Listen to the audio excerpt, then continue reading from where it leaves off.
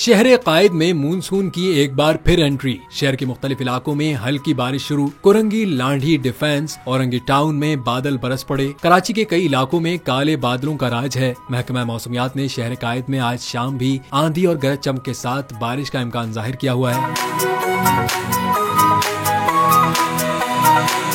महकमा मौसमियात के मुताबिक कराची में आज 24 घंटे के दौरान मतला अबरालूद रहने का इम्कान है, जबकि शहर कायद में कम से कम दर्ज हरारत 29.5 डिग्री सेंटीग्रेड रिकॉर्ड किया गया। शहर में बारिश का ये सिलसिला कल सुबह तक जारी रहेगा। इसके अलावा ठट्ठा, सज्जावल, बदीन, नगर पारकर और मीरपुर खास समेत ज़ेरी सिंध में चंद मकामात पर मूसलाधार बारिश हो सकती है। दूसरी जानिब मशरकी पंजाब, बलूचिस्तान के बाज़ इलाकों, बालाई खैबर पख्तूनख्वा, गिलगित बल्तिस्तान और कश्मीर में कहीं कहीं बारिश मुतवक्किल है।